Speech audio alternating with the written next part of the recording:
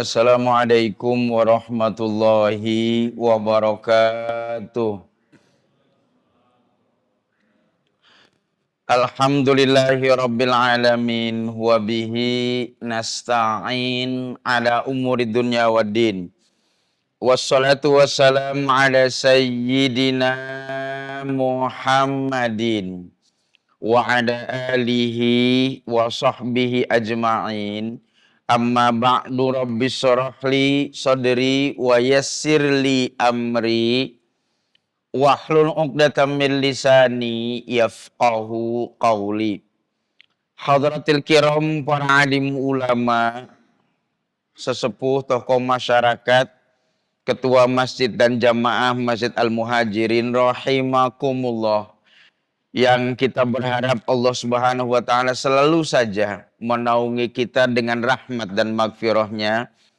Puji dan rasa syukur kehadirat Allah Subhanahu wa taala berulang di kesempatan hari ini, yang salah satunya pujian kita di pagi hari ini setelah kita membaca doa, bangun dari pembaringan kita, kemudian melangkahkan kaki, membersihkan diri, melaksanakan sholat, bahkan berangkat ke masjid melaksanakan subuh berjamaah. Kita hanya berharap apa yang kita lakukan ini adalah bagian dari mengupayakan langkah menapaki ridho Allah Subhanahu wa taala dalam kehidupan di alam dunia ini. Dan kita berharap setelah Allah pun ridho, Allah berkenan menambahkan lagi nikmat kepada kita semua. Amin ya rabbal alamin. Salawat salam pada saat kita mulai bisa membacanya dengan baik dulu ketika masih kecil. Kita berharap sampai dengan akhir hayat kita nanti, entah kapan itu, adalah salawat-salawat yang mencerminkan rasa cinta kita ke Nabi Muhammad Sallallahu Alaihi Wasallam. Dan kita pun meminta kepada Allah agar dijadikan sebagai kendaraan kita untuk bisa bertemu dengan Nabi dan meraih syafaat yang pernah beliau janjikan. Amin ya rabbal alamin. Para bapak, ibu jamaah yang dirahmati oleh Allah Subhanahu wa taala, kita masih melanjutkan kajian tafsir surat Al-A'raf yang saya lihat pada pertemuan sebelumnya ketika Nabi Adam alaihissalam kemudian turun ke dunia. Allah mengajarkan doa yang cukup populer, Rabbana dzalamna anfusana wa illam taghfir lana wa tarhamna lanakunanna minal khasirin. Seingat saya itulah terakhir kajian tentang surat Al-A'raf. Maka kisah selanjutnya dalam surat Al-A'raf itu berlanjut dengan ayat yang berikutnya yang meloncat pada ayat ke-26. Untuk menghemat waktunya dan pemahaman yang dipilih lebih membumi kembali. Ayat ke-26 ini dalam surat Al-A'raf Allah berfirman, Ya bani Adam, qad anzalna ilaikum libasan yuwari sawatikum warisha wa libasut taqwa dzalika khair dzalika min ayatillahi la'allahum yadzakkarun. Kalimat dalam bahasa Qur'annya begitu. Kalau mau diterjemahkan dalam bahasa Indonesianya kurang lebih begini. Ya Bani Adam, wahai keturunan-keturunan Adam, qad sungguh, anzalna kami telah menurunkan ilaikum kepada kalian semua wahai Bani Adam, libasan, pakaian, yuwari yang menutup sawatikum, sawat kalian semua. Sawat ada yang menerjemahkan sebagai aurat. Sawat pula ada yang memahami segala keburukan-keburukan tubuh kalau dia kelihatan oleh orang lain. Tubuh kita ini indah, tubuh kita ini bagus. Tapi kalau tubuh yang indah dan bagus ini terlihat oleh orang yang tidak boleh melihatnya, itu yang jelek itu. Kita selaku suami istri kalau sudah jabatan tangan dengan mertua dulu pada saat akad nikah, kemudian kita bilang saya terima nikahnya, kawinnya Anu binti Anu dengan mas kawin sekian dibayar tunai. Apa sih diantara suami istri itu yang tidak boleh melihat satu antara dengan yang lain? Kan boleh. Tetapi kalau itu terlihat oleh orang yang tidak berhak melihatnya, itu yang jelek jadinya. Jadi aurat itu bukan kejelekan tubuh, aurat itu keindahan. Dan dia menjadi jelek kalau dia terlihat oleh yang tidak berhak untuk melihatnya. Nah, kami turunkan pakaian itu untuk menutupi itu, sauat-sauat kalian semua itu. Bagian-bagian tubuh yang jangan sampai kelihatan oleh orang yang tidak berhak melihatnya. Amat bodoh seorang laki-laki yang menjadi seorang suami yang kemudian berboncengan motor dengan istrinya. Kemudian orang bisa melihat aurat istrinya dari belakang enak-enak aja. Sungguh bodoh laki-laki model kayak begitu tuh. Kenapa? Karena itu konsumsi pribadinya, bukan dipertontonkan kepada orang lain kan. Itu bagus bagi kamu, tapi kalau kelihatan bagi orang lain jadi jelek itu. Sawatikum namanya. Warisan, dan pada saat yang sama aku pun menurunkan, kata kami pun menurunkan pakaian itu warisan sebagai keindahan, perhiasan. Risan itu awalnya diterjemahkannya bukan perhiasan, tapi risan itu kan bulu. Gitu. Kenapa risan itu bulu? Karena dulu pertama kali manusia pakai pakaian, itu kan bukan ini bahannya. Tapi mereka menyembelih binatang, kemudian kulit binatang itu dipakai buat tubuh mereka itu nutupin. Itu zaman-zaman awal orang berpakaian. Maka dari situlah akhirnya manusia menggunakan bulu binatang untuk berpakaian. Bahkan sampai sekarang masih ada itu. Tidak hanya sekedar bulu binatang tersebut dipakai-pakai pakaian, tapi memperindahnya dia itu. Orang-orang Indian menggunakan bulu-bulu angsa di kepalanya itu. Kalau sudah pakai bulu-bulu angsa, rasanya menjadi kerennya luar biasa, gagahnya luar biasa. Itu orang-orang Indian itu. Orang-orang Eskimo pun begitu. Bahkan bulu-bulu binatang sekarang laris dipakai, bahkan mahalnya luar biasa. Hanya sekedar mengambilnya menjadi kerah sebuah baju doang pakai bulu binatang itu. Maka dengan demikian kalian mendapatkan keindahan dari pakaian tersebut. Itulah dua fungsi pakaian. Walibasu takwa, dan ada satu lagi nih. Yang luput dari pandangan kita umat Islam kalau sudah mendiskusikan atau mempersoalan pakaian. Ini yang terpenting nih. Walibasu takwa, dan pakaian takwa itu zalika, yang demikian khair, lebih baik. Zalika, yang demikian itu min ayatillahi, salah satu dari tanda-tanda kekuasaan Allah, la'allahum yadzakkarun, agar mereka itu mau memperhatikan, mempertimbangkannya. Para bapak jamaah yang ibu jamaah yang rahmati Allah Subhanahu wa taala, akhirnya ayat ini kemudian dipahami oleh banyak ulama tafsir yang saya koleksi tafsirnya. Kemudian saya coba catat meramuknya supaya bisa enak mudah-mudahan untuk disampaikan, didengar, kemudian dipahami. Salah satu persoalan yang disampaikan oleh Al-Quran pada saat pertama kali kisah manusia itu ada Nabi Adam alaihissalam. Salah satunya nih adalah persoalan pakaian. Ini kan persoalan pakaian dipersembahkan atau disampaikan oleh Allah pada masa Nabi Adam alaihissalam. Al-Quran sudah mempersoalkan pakaian gitu. Jadi bagaimanapun kita tidak akan pernah lari dari persoalan pakaian, karena pakaian itu kebutuhan. Sejak Nabi Adam itu ada, orang sudah berpakaian itu. Ya sama dengan dia harus makan untuk hidup, dia harus berpakaian untuk hidup. Betapa orang-orang tinggal di tempat tertentu, kalau dia tidak menggunakan pakaiannya, mati mereka itu. Maka kalau gitu sama sudah pakaian dengan sebuah kebutuhan. Maka Al-Quran menyampaikan, wahai Bani Adam. Al-Quran tidak menyebutkan, wahai orang-orang yang beriman, kami turunkan pakaian bagi kalian semua. Enggak. Al-Quran tidak bilang orang yang beriman kalau persoalan pakaian itu. Karena kalau persoalan pakaian ini, yang pakai pakaian kan bukan sekedar orang beriman saja kan. Semua orang pakai pakaian, kecuali kelompok-kelompok yang aneh saja, nudis gitu. Itu juga sementara waktu gitu. Ada sekarang kelompok yang disebut nudis, orang yang nggak kepengen pakai baju gitu. Gitu. Tapi itu kan bukan kelompok masyarakat secara umum. Dia hanya bagian kecil di antara sekian juta manusia yang melakukan itu. Bahkan sampai-sampai mereka nudis, ingin menghalalkan nudis, menyatakan itu sebagai perintah agama, ada juga itu. Di zaman zaman jahiliyah dulu sudah ada orang melaksanakan tawaf. Sejarahnya ini Ustaz Ali ada di sini nih, beliau paham itu. Sejarah orang Arab dulu atau jahiliyah, kalau mereka mau melaksanakan tawaf kan nggak pakai baju Ustaz ya. Mereka tawaf keliling. Kenapa? Karena pakaian dianggapnya kotor katanya gitu.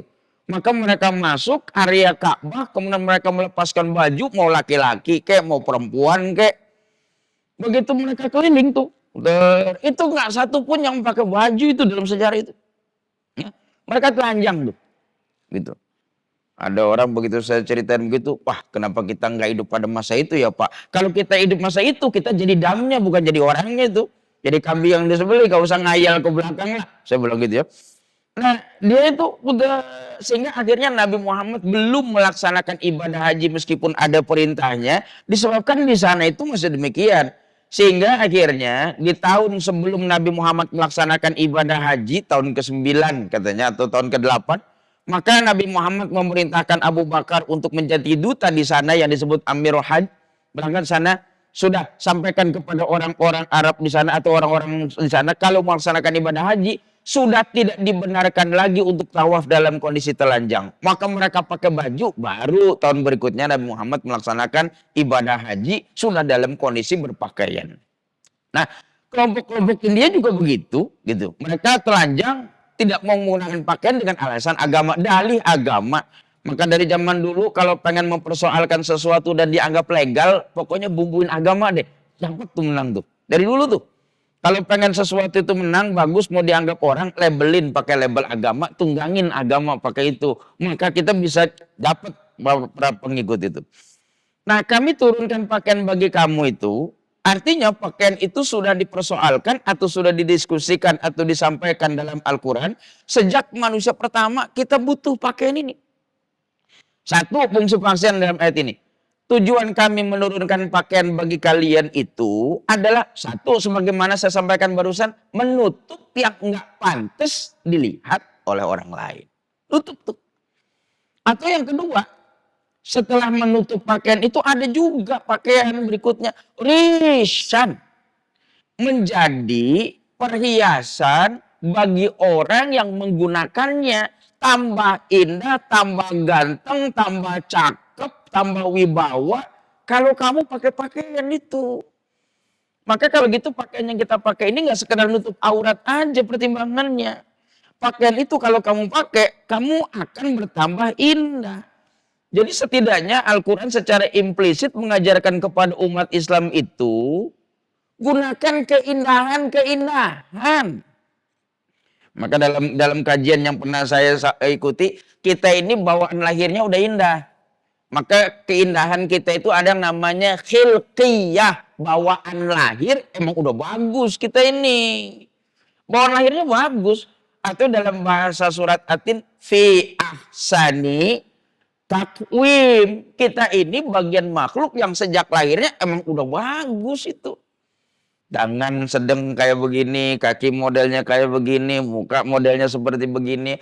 Kalian jauh lebih bagus dalam posisi bentuk dibandingkan dengan makhluk yang lainnya. Bukan yang lain jelek, bukan. Ahsani, lebih. Yang lain tuh udah bagus.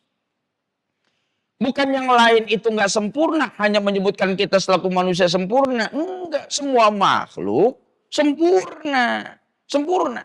Cuma kalau dalam sisi bentuk, kamu lebih bagus. Tapi kalau dalam sisi kesempurnaan, semua makhluk sempurna. Makanya nggak boleh kita ngomong, kita manusia adalah makhluk yang paling sempurna diciptakan oleh Allah Subhanahu Wa Taala. Enggak. Kita ini makhluk paling bagus dalam sisi fisiknya. Kalau sempurna mah, semua makhluk sempurna. Tidak ada yang diciptakan oleh Allah tidak sempurna. Enggak ada. Semua sempurna. Enggak boleh mengklaim kita paling sempurna itu. Kalau kita ini sempurna, kalau nih berandai-andai kita ini makhluk paling sempurna, semestinya penciuman kita itu harusnya lebih tajam atau setidaknya sama tajam dengan binatang yang saat ini penciumannya tajamnya luar biasa. Mestinya itu saya nonton Dunia Binatang, beruang kutub itu sanggup untuk mengendus mangsanya. Sanggup untuk mengurus mangsanya itu, di sana ada mangsanya itu. Ketika sang mangsa itu berada 8 km jaraknya dari si beruang kutub itu.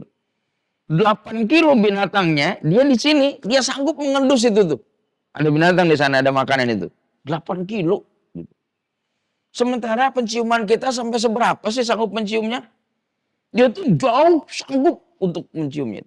Kita nggak dikasih itu. Kita dibatasi penciuman kita itu. Sebab kalau kita penciumannya tidak dibatasi, repot kita hidup ini nih. Ya kalau semua kecium, kita nggak bisa makan, Pak. Ya begitu udah sampai di meja makan, terus kemudian mau makan. Ada siapa sih di WC? Ada siapa di WC, bayangin itu. Ya kalau penciuman kita tajam. Saya pernah bilang mungkin.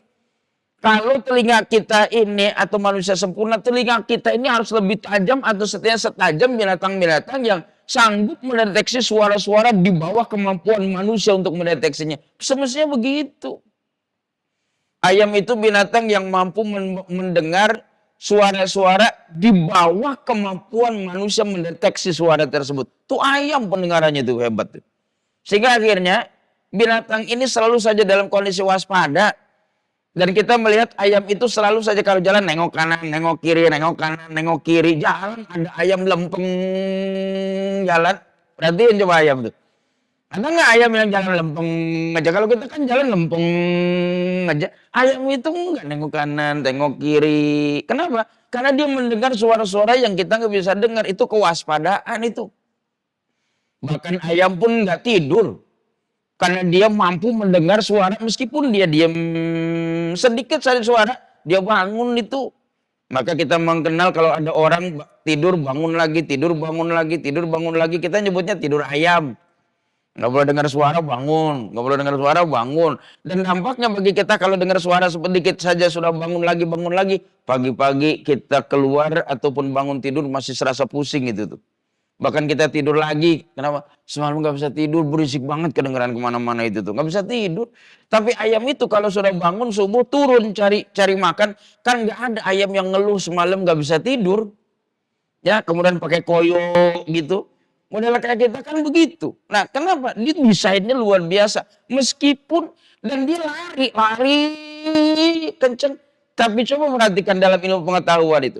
Ayam meskipun lari kenceng badannya belok kanan belok kiri kepalanya tetap lempeng aja itu tuh. Ya, makanya coba deh Bapak nanti pulang coba lihat ayam Bapak pegang kemudian tarik si kanan tarik kiri gini nih. Kepalanya tetap di tengah aja itu. Ya, badannya kita tarik ke kiri, kepalanya di sini, badannya taruhnya di sini. Kenapa? Dia nggak goyang itu. Karena dia harus fokus ke depan ketika melarikan diri. Burung juga begitu, burung dara itu tuh. Tarik gini, kepalanya tetap di depan aja. Karena dia harus fokus untuk ke depan itu tuh. Bukankah hebat binatang tersebut? Tapi tidak terjadi pada diri kita. Di situ kan sempurna. Karena dia harus terbang, dia harus lari, dia harus fokus untuk melarikan diri. Karena dia binatang yang tidak memiliki persenjataan. Nah itu kan sempurna semua. Kita manusia sempurna. Gitu. Binatang sempurna. Tapi kita ahsani takwim. Sehingga ada bawaan dari sejak lahir kita ini indah. Indah itu. Cuma meskipun ada bawaan indah sejak lahir disebut khilqiyah. Kita boleh menghiasi diri tambahan lagi. Namanya ziyadah dalam bahasa para ulama tuh. Kalau kita mempercantik diri, menambahkan aksesoris dalam tubuh. Namanya ziyadah itu. Udah bagus, cuman ditambahin lebih bagus lagi. Namanya ziyadah. Maka zaman dulu orang menggunakan klorofil atau daun-daunan untuk mempercantik dia. Maka tangannya dikasih yang kita kenal sekarang pacar. Tuh. Kalau pakai pacar jadi agak bagusan kukunya. Bahkan orang-orang masih di pedalaman Afrika sana wajahnya ditambahin segala macam atribut-atribut yang berbahan dari alam. Ya mereka pakai ini, pakai itu. Bukankah dengan demikian itu bertambah keindahan bagi orang tersebut? Maka agama tidak melarang seorang muslim atau muslimah berdandan disebabkan karena ada keindahan dalam berpakaian. Pakaian ini nambahkan keindahan. Kayaknya kalau udah pakai pakaian yang pas di badan warnanya cocok. Itu kayaknya udah tambah ganteng 10%, lebih muda 10 hari. 10 hari aja jangan banyak-banyak. Lebih muda 10 hari. Lebih ganteng 10%. Karena kalau udah pakai pakaian itu bukankah itu tambahan. Nah itu kami sajikan kalian melalui pakaian. kalian bertambah indah itu. Maka pakai pakaian kalian, berinovasi dalam pakaian. Karena pakaian itu memperindah orang yang make. Jadi kita umat Islam ini nggak satu model sebenarnya bajunya itu. Ya, budaya kita nggak semua, atau dalam kaidah agama Islam kita nggak satu model, kita ganti-ganti, ada model macam-macam. Karena kalian bertambah indah, nggak satu model. Jadi pakaian Islam itu tidak satu model. Kalau pakaian Arab satu model, itu kan berkaitan dengan iklimnya, budayanya satu model itu. Bukan berarti pakaian Islam mesti seperti itu. Bahwa pakaian Islam itu adalah pakaian yang mencerminkan keindahan bagi orang yang menggunakannya. Bahkan pakaian menjadikan dia harus mengikuti sesuatu sesuai dengan tempat di mana dia berada. Kemarin kalau Bapak Ibu ngelihat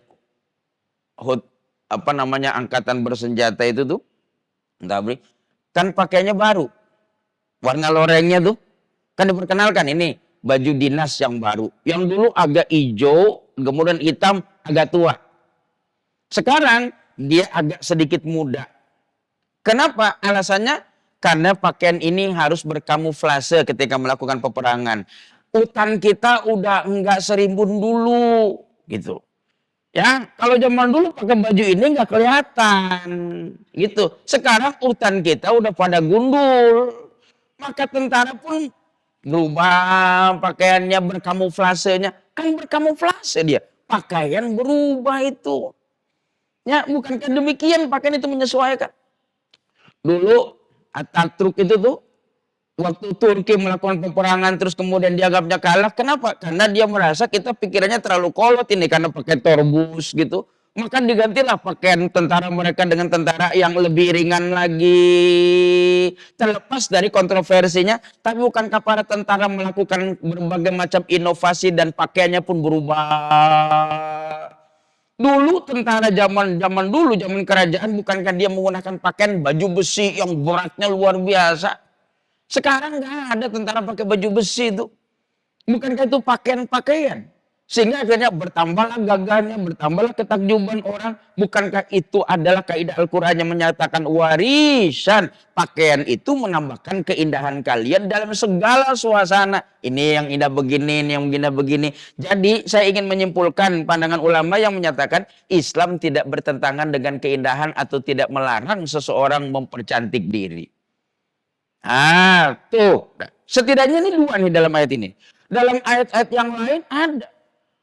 Panjangkanlah jilbabmu agar kamu bisa lebih dikenal dan terlindung dari godaan orang-orang yang tidak baik. Ketika bicara tentang jilbab, maka Al-Quran memerintahkan panjangkan jilbabmu, tujuannya agar kamu bisa dikenal. Dikenal kita ini. Berpakaian kita dikenal. Kalau gitu fungsi pakaian berikutnya apa? Pakaian kita ini kalau kita pakai memperkenalkan identitas kita ini siapa. Itu pakaian itu. Biasanya kalau orang pakai kain sarung, sholatnya sarungan, semasjid sarungan, semua. Ini kan identitasnya NU ini. Ya kalau Bapak sholat di daerah-daerah tuh pakai sarung itu. Budaya sarungan itu identitasnya NU itu. Maka begitu dia pakai orang bilang gini, nih ciri khas NU. Kalau Muhammadiyah gimana? Pakai kain bisa, pakai celana juga boleh, nggak apa-apa. Atau kalau wilayahnya sudah wilayah yang biasa saja, heterogen sudah orang-orangnya macam-macam, Pak. Di sini di Al-Muhajirin sholat di sini mau pakai celana panjang boleh, mau pakai kain sarung silahkan. Tapi di tempat saya di sana masih memegang teguh tuh dipercatakan pakai kain sarung. Maka rata-rata sarungan semua.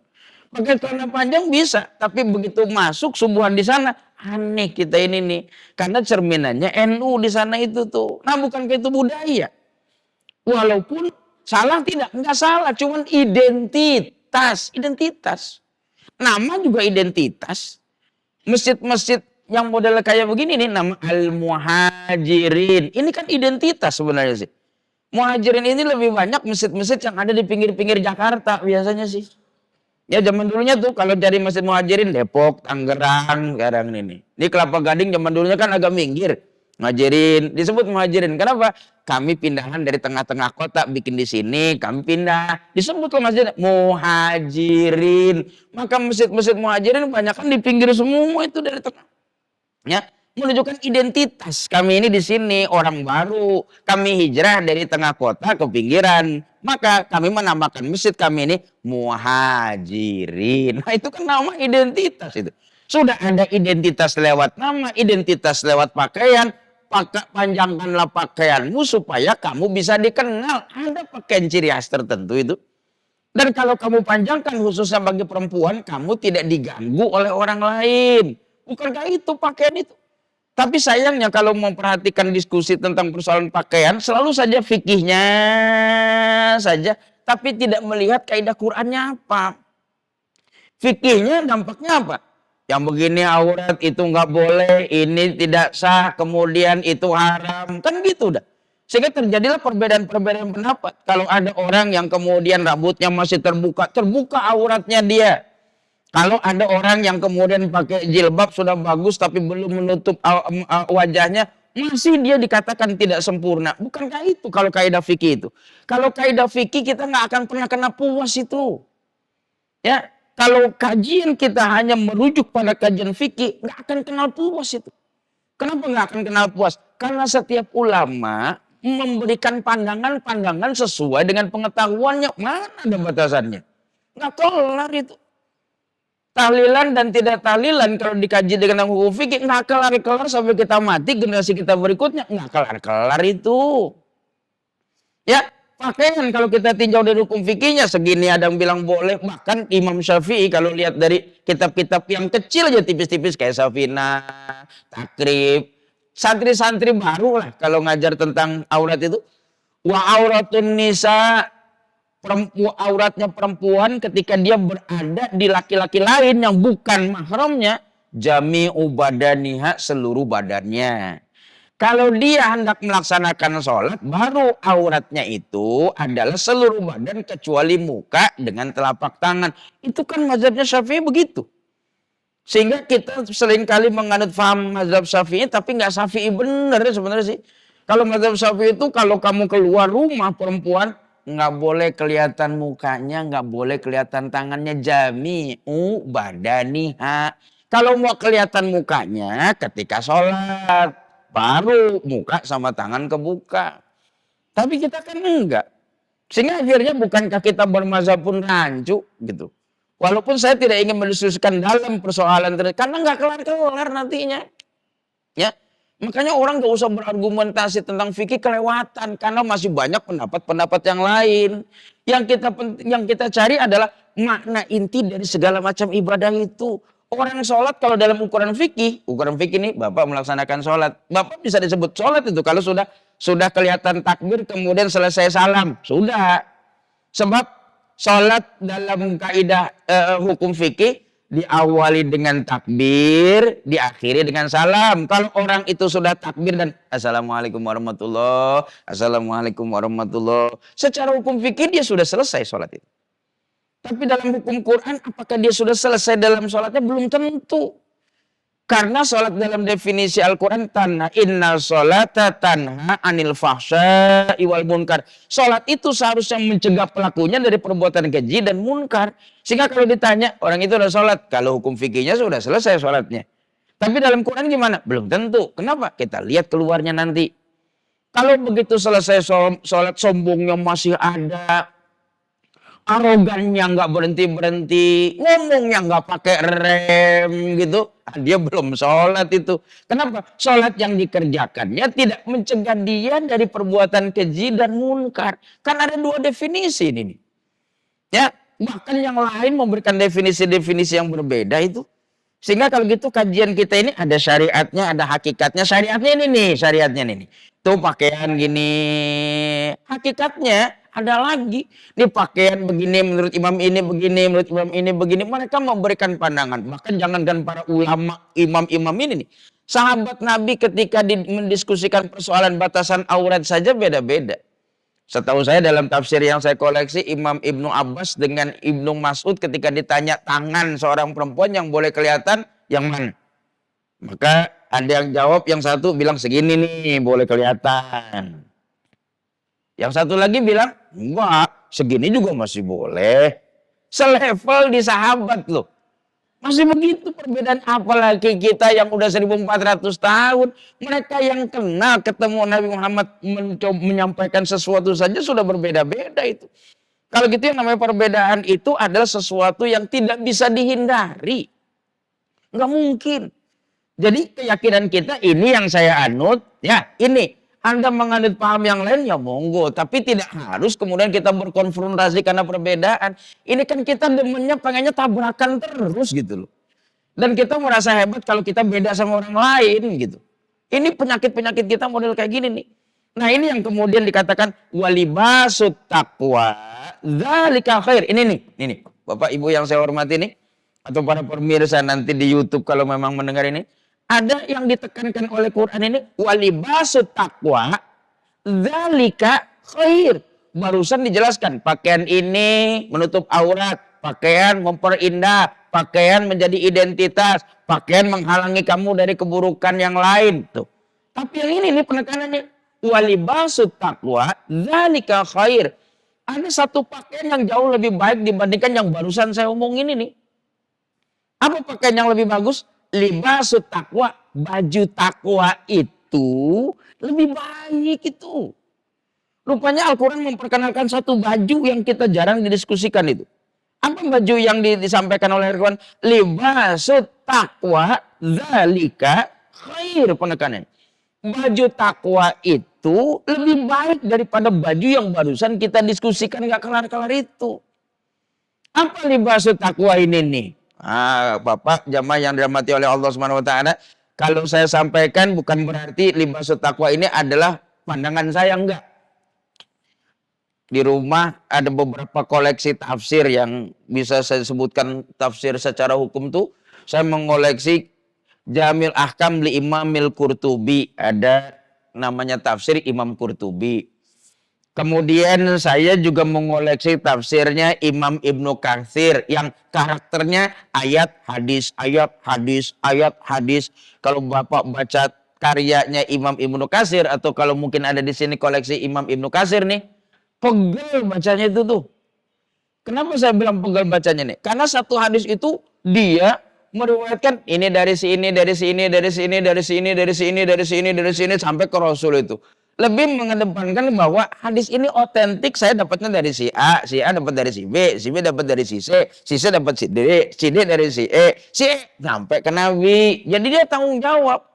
Cuman beliau tidak menjabarkan secara panjang lebar tadi tersebut dan kemudian memberikan pandangannya. Bukan macam-macam. Ada tafsir yang pendek banget. Cuma 2 jilid. Namanya tafsir Jalalain, dikarang oleh Jalaluddin Asyuyuti dengan Jalaluddin Al-Mahali. Tafsir ini cuma kata ini maknanya ini, kata ini maknanya ini, kata ini maknanya ini. Lebih menjelaskan tentang kata per kata, itu kan karakternya macam-macam.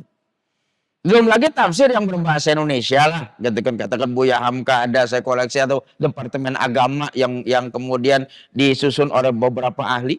Kemudian dilihat walibasut taqwa dzalika khair. Baju takwa itu adalah baju yang sangat baik atau lebih baik daripada baju barusan itu. Apa baju takwa ini?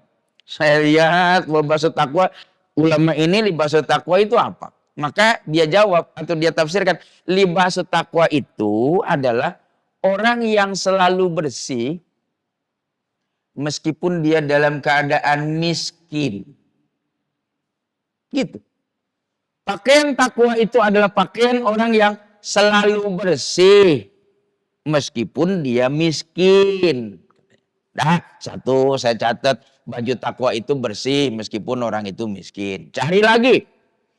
Begitu dicari lagi, ada lagi ulama yang jawab, baju takwa itu adalah orang yang tawadu meskipun dia punya ilmu. Ya. Orang yang tawadu selalu saja merendah, biasa, kalem. Meskipun dia punya ilmu. Dia tidak ingin memamerkan ilmunya agar diketahui oleh orang banyak itu. Dia nutup. Maka sampai ada istilah seorang wali hanya bisa diketahui oleh wali lagi. Kenapa seorang wali hanya bisa diketahui oleh wali lagi? Karena dia menyembunyikan apa yang terjadi pada dirinya. Identitasnya nggak pengen diketahui orang. berilmu, tapi tunduk, nggak kepengen orang tahu bahwa saya punya ilmu, gitu. Ini yang berada di masyarakat kita, ilmunya baru seberapa, tapi pengen orang tahu dia punya ilmu. Ini model kita ini nih, gitu ya. Yang kadang-kadang baru belajar silat 1 2 jurus, setiap kali ketemu orang pasang kuda-kuda lagi, pasang kuda-kuda lagi, kan gini nih. Ya biasa kalau orang baru belajar silat, baru belajar karate itu disolek orang aja udah pasang kuda-kuda dia itu tuh. Tapi kalau orang yang biasa ataupun punya ilmu dicolek, dia tahu antara orang yang nyolek atau orang yang mau melakukan kejahatan. Dia tahu itu. Ya gitu. Nah kalau gitu orang yang punya pakai pakaian takwa ini adalah orang yang punya ilmu tapi di tengah masyarakat biasa aja. Nggak kepengen orang menganggapnya orang alim, biasa-biasa aja lah. Sama, bukankah ini dicerminkan oleh Nabi meskipun ilmunya tidak bisa ditandingi oleh siapapun. Bukankah dia duduk bareng dengan orang lain, makan satu tempat, ngobrol enak. Orang nggak ragu. Ya, tidak ada jarak antara dia dengan orang lain. Bareng. Bukankah dia selalu berjalan beriringan? Bukankah ilmunya nggak ada yang nandingin itu? Bukankah itu orang yang tawadu meskipun dia punya ilmu? Gitu. Atau orang yang sederhana meskipun hartanya banyak itu. Tapi dia tidak memamerkan hartanya kepada orang lain, banyak hartanya. Tapi dia biasa, sederhana. Pakaiannya biasa, segalanya biasa. Padahal kalau mau diukur kekayaannya, kaya orang itu. Tapi dia tidak memamerkan itu. Bahkan saya cari lagi nih maksud takwa ini apa nih? Orang yang tidak menebarkan kebencian. Nah, ini nih. Rasanya ketika saya baca dapat orang yang nggak menebarkan kebencian. Ini. Kayaknya pas banget zaman sekarang gini nih. Gitu. Orang yang pakai baju takwa itu adalah orang yang tidak menebarkan rasa benci kepada orang lain itu. Nggak menebarkan. Saya benci kepada seseorang atau saya nggak suka kepada seseorang itu. Tapi saya tidak menebarkan kebencian saya kepada orang lain ke publik dengan menggunakan media sosial saya itu. Enggak. Ya, jangan ceritakan. Walaupun ada orang itu kenapa? Wah, kalau saya ditanya orang itu gimana Pak? Wah, saya nggak pernah ketemu, saya gimana komentarnya gitu. Ya. Gimana komentar? Oh, dia kan begini Pak, dia korupsi segala macam. Bapak kalau mau menjelaskan itu boleh, tapi kalau saya nggak bisa Pak. Kenapa nggak bisa? Wah, saya belum pernah ketemu sama dia. Kerja juga belum pernah saya dengan dia. Itu data juga saya nggak punya sama sekali. Apalagi sampai dibilang valid. Data saja saya nggak punya. Terus gimana saya mau ngomongin orang itu? Bahkan saya berhenti atau kita bisa membicarakan aib orang lain ketika kita merasa saya belum tentu lebih baik dari dia Pak. Gitu. Berhenti kita itu. Orang yang nggak berhenti ngomongin bahkan mencaci maki orang lain adalah orang yang merasa saya lebih baik dari dia. Itu tuh. Ya, wailul likulli humazatil lumazah alladzi jama'a amalan wa addada. Wail, celaka likulli humazatin bagi pengumpat, pencela, pencaci maki, ngejelekin orang. Celaka dia. Alladzi jama'a amalan wa addada. Orang itu yang ngumpulin harta dan menghitung-hitungnya. Dulu waktu saya masih kecil baca terjemah ini nih. Orang mencaci maki, ngejelekin orang, menganggap rendah orang. Kemudian dengan yang mengumpul-ngumpulkan harta dan menghitung-hitungnya. Kayaknya nih ayat gak nyambung gitu. Apa urusannya? Jelekin orang dengan ngumpulin harta kan apa urusannya? Ada ngaji saya. Di Buntet sana tuh. Ada kiai namanya almarhum sekarang Kiai Bedowi. Nah dia jelasin tuh. Apa konektivitasnya antara orang yang menganggap jelek orang lain atau suka menjelekkan dan menebarkan kebencian sehingga orang yang dijelekkan itu jatuh dengan mengumpulkan harta dan menghitung-hitungnya. Maka dia bilang gitu. Orang yang biasanya punya harta menghitung-hitungnya dan mengumpulkannya biasanya kan merasa arogan lebih hebat dari orang lain. Maka dia merasa dirinya lebih baik daripada orang yang dibicarakan. Nah itu maksudnya. Sehingga orang yang mencaci maki dan menebarkan kebencian adalah orang-orang yang merasa saya lebih baik dari dia. Nggak kelar itu menyebarkan kebencian itu. Tapi kalau kita merasa saya belum tentu lebih bagus Pak dari dia. Berhenti seketika itu. Dan cara ngerem kita main media sosial, cara ngerem kita mau dibicarakan orang lain, belum tentu anak saya lebih baik dari dia itu. Berhenti. Itu rem otomatis tuh. Pakem. Ya. Kenapa pakemnya? Belum tentu saya lebih baik dari saya yang bicarakan itu. Ya. Nah, jadi tidak menebarkan kebencian. Sekarang yang menebarkan kebencian atau tidak menebarkan kebohongan.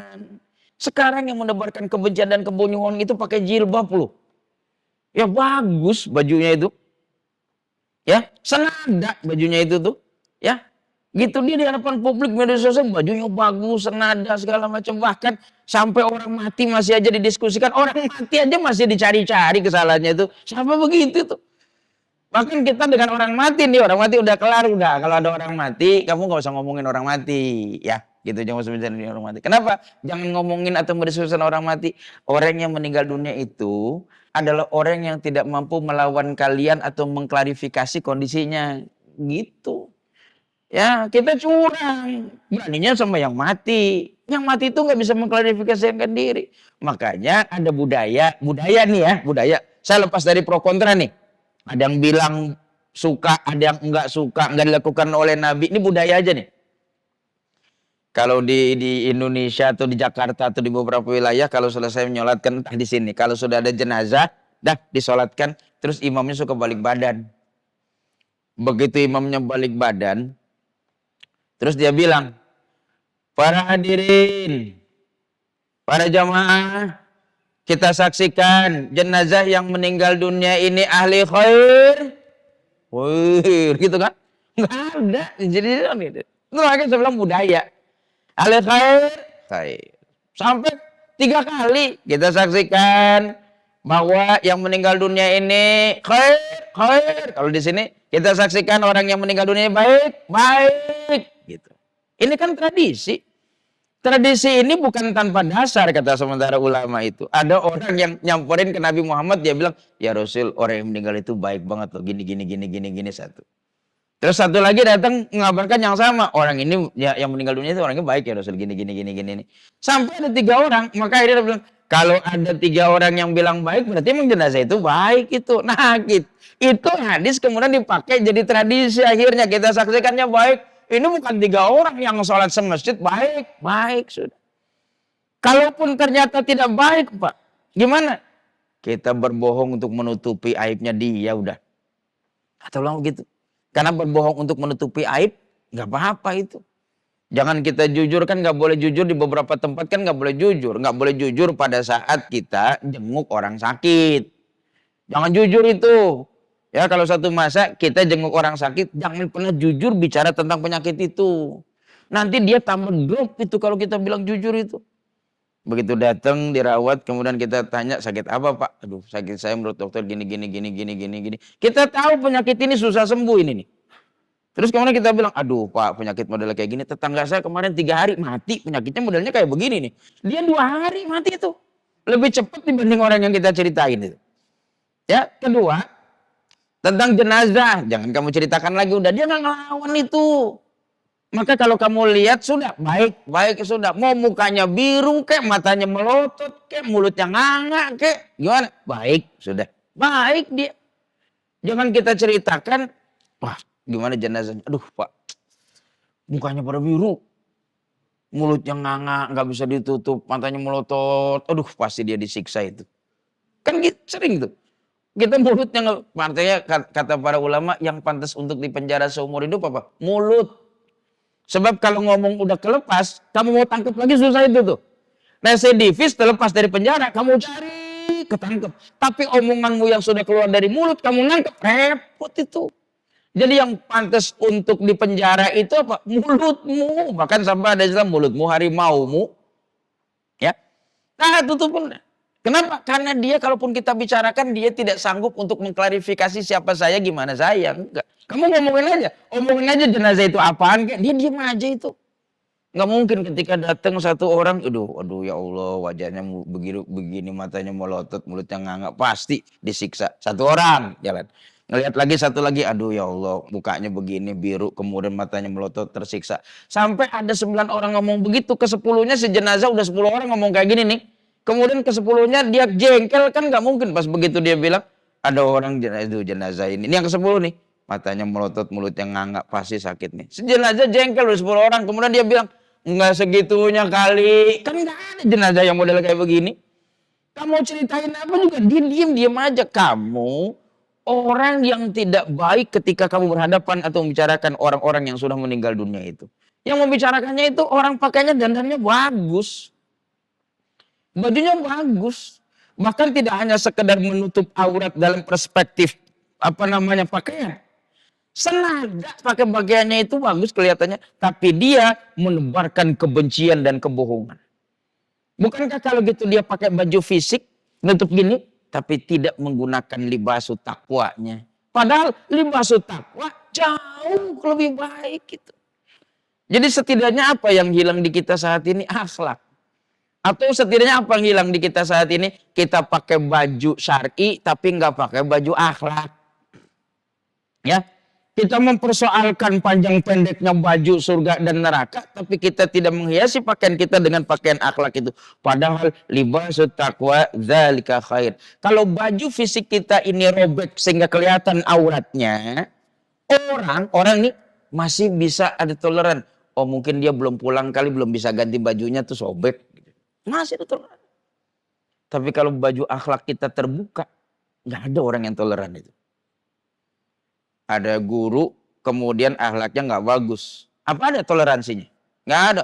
Guru kok kayak gitu? Nggak ada toleransinya tuh. Atau mungkin lagi lupa, enggak, guru kok kayak gitu? Ustadz kok kayak gitu? Kiai kok kayak gitu? Kan gitu tuh. Ya gitu, jadi ada baju takwa yang jauh lebih baik. Terbukanya pakaian jasmani masih bisa ditolerir. Tapi tidak bisa orang mentolerir kalau baju takwa ini terbuka. Sehingga ada baju yang sangat bagus kita saat ini nih, baju takwa gitu. Jadi kita boleh berbeda dalam baju fisik, tapi harus sama dengan baju takwa. Baju fisik boleh jadi robek, tapi baju takwa jangan. Karena Al-Quran bilang, walibasu takwa dzalika khair. Jadi bagi saya, rasanya kajian tentang baju takwa lebih baik itu harus disosialisasikan lebih baik. Karena banyak orang yang berilmu tapi nggak pakai akhlak. Ya, ilmunya bagus itu. Tapi akhlak ke orang tuanya nggak ada, gitu ya. Akhlak orang tua, sehingga akhirnya ketika aku disodorkan ilmu dengan akhlak, aku ambil akhlak dulu. Sebab akhlak nanti bisa menimbulkan ilmu, tapi ilmu belum tentu bisa membentuk akhlak itu. Akhlak dulu. Orang akan lebih hormat kepada orang yang nggak punya ilmu tapi beretika dibanding orang punya ilmu tapi nggak punya etika. Orang punya akhlak. Ya betapa sekarang ini banyak orang yang punya ilmu memamerkan ilmunya belum seberapa tapi memamerkan kepada orang lain seolah-olah saya hebat sehingga menjadikan orang di sini sudah meskipun tua bodoh semua dibandingkan dengan saya itu. Nggak sedikit itu. Bukan penyakit-penyakit masyarakat sekarang itu. Sehingga kenapa orang tamu itu dia menjadi orang yang harus makmum sementara imam di tempat ini menghormati orang-orang sini. Meskipun ternyata bacanya nggak bagus itu menurut saya akan bermakmum kepada dia tapi mufarokoh dalam syariatnya. Makmumnya tetap saya ini nih, rukunya bareng, sujudnya bareng, tidalnya bareng. Kenapa dia nggak bagus di sini? Ini dia yang nggak bagus di sini nih. Udah lebih bagus dibandingkan yang ada di sekitar sini. Ini udah yang paling bagus ini. Gitu. Ya saya mah pendatang baru datang ke sini.